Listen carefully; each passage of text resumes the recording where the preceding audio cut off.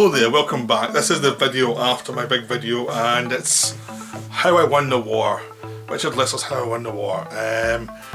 This has just been released by the BFI, a new remastering of it, and it's a wonderful remaster. I would highly recommend it, because I've seen this film before, but it was this very kind of cheap and dingy MGM release of it, and it didn't do it justice at all. I mean, it really made it feel like it was this kind of it felt like it was this crappy print of it, and it was very brownish, and there was no nuance and imagery. So when you see the film being remastered, you see the way it should be, and it looks astonishingly good, because you've got some naturalistic tones, but you've also got kind of very comic booky tones that pop. They make you really jump, because it's jump between like realism and farce, because it's a film with a very farcical look at war, and when everything looks grey, the farce feels forced. The farce feels like it doesn't come from where it should be coming from. And now you see it in a proper remastering, it's in proper context, so actually everything makes sense. So the film is based about this guy played Michael Crawford, who's been put in charge of a musketeer battalion, based on muskets, like rifle soldiers, and they are going to World War II, and he's basically got a small battalion of people who he has to lead, and he's clueless. He should not be leading men, but he's leading men because he's of a certain class, and they view that class as being, you know, educated, so they must be intelligent. Well, he's not. He doesn't have a clue. He's got lots of fairy ideas of how the world works, but have nothing to do with how the world actually works. So everyone else below him, or not perfect, have a much more realistic view of how the world works. Even though some of them are barely above the lieutenant. You know, there's a few who are really stupid. But they're the working classes, and he has to deal with the working classes, and he kind of looks down on them. We'll try to be one of them, to say, do his job, and we're all part of a team, but he's still the man in charge, and he's an idiot. And you're watching him in this kind of disconnected framing device, where you first see him make a mistake and get caught by the Germans, and then he's saying how he got here, and then he's talking about how he won the war later on. And it's really funny how it all kind of flows, because you've the working class people are played by people like Jack McGowan, Roy Kinnear, John Lennon's in it as well as one of those guys, and you've got different characteristics. One of them who's gone mad, Jack McGowan. One of them, John Lennon, who's a cynic, who used to be a communist fascist, and it's always brought back on him. There's Roy Kinnear's this working class guy whose wife he thinks is going to cheat on her. There's a bunch of other ones who, one of them says, I'm going to die in Africa. So it's commenting the fact that this guy's doomed to die. What's the point of him doing anything? He's going to die. And the whole idea of these people is they represent the various people this guy will lead during the war. Because even if they're killed, they all look the same to him. So he'll all think they're all the same person, even though there might be 3 or 4 people who were under him.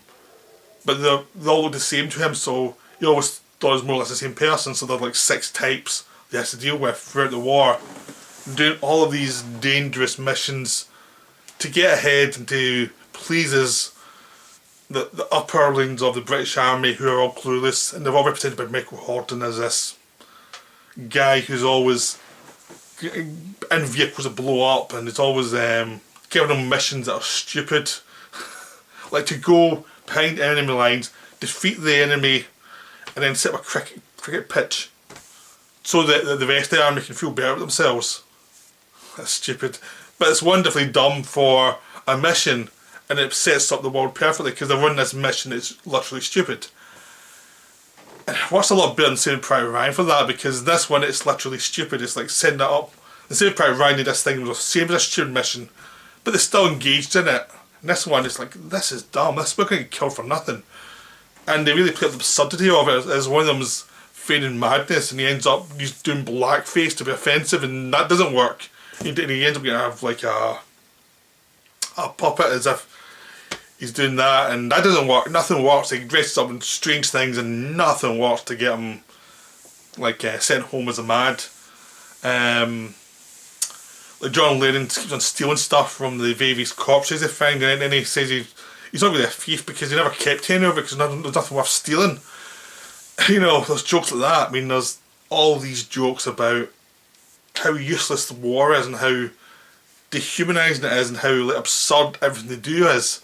Like they go on these missions that no one cares about, and they kept on getting defeated by their own stupidity because they haven't been trained properly and they don't really know why they're doing anything, and it's hard to get motivated when you're doing a mission that's obviously stupid. And it's all about the absurdity of war and absurdity of the stiff upper lip and the British mentality, and also to make it the Nazis, because when Michael Crawford's been caught, he's taunting one of the Nazi commanders who treats him like he's, because they're both officers are talking, and he's questioning him about the concentration camps, and the guy's like, I'm fine with Jews, but I'm not going to stop it. And it's like, you know, this guy knows what's going on, but he's not going to stick his neck out in any possible way. And it's just like, yeah, they're just the same. The Nazis and the British like top level are basically the same in some ways because they're going to protect themselves, and the working class guys are going to take the brunt of the fight.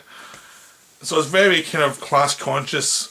I mean, it's really focusing class on the British side of the idea of that British working class are getting murdered brutally for dumb reasons, and it's like, and who gets the credit for winning the war? The dumb, you know, officer who manages to help them get a bridge. I mean, he wins the war by stopping the Germans, by paying them off to not blow up a bridge that'll let them cross the river and get towards Germany quicker. That's how he wins the war. He basically bribes someone, and then the guy he bribes gets killed, and the chick blows away, so it wasn't worth a damn anyway. So he basically just stalled the guy so his army can get across.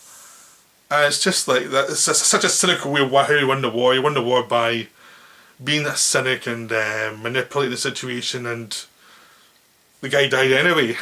So it's a very funny look at how awful war is when you take class into it. It's like, what's horrible enough as it is that you're going to probably die, then you have to deal with class in the British Army as well, and how they've got the variety of stupidity to do with that. I mean, there's an officer who's like the second command. He's like a working class guy.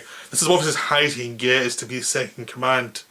And he keeps on thinking he should kill Michael Crawford because he's going to get them killed.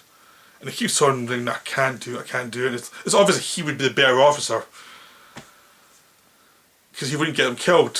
Because Michael Crawford gets everybody killed due to stupidity over time. It's all his fault. And this guy, he hates the class system, but he's so tied to it he can't, you know, kill him. And it's hilarious if you're British, you see how this still goes on. It's going on in a different way now. It's not so open, but there's still a lot of people who think that way, you know, about the educated class and the poor. There's still that going on in British life, even though we've apparently went well beyond it. It's no longer like the rich and the lords over the poor. Now it's the rich and the educated people who went to university over the poor. Because this guy is not rich. This guy, Michael Crawford, plays a guy who just went to further education. That's the only reason he's got that job, because they think, oh, he's got education, he must be smart. No, he's not.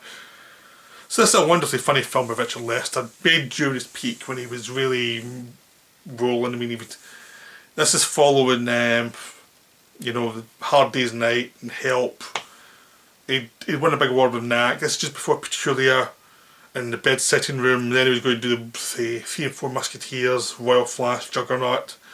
He was in a role this time, and this is somewhere in the middle of it, and it's like, yeah, he'd really found his voice, he knew what he was doing. This film bombed when released.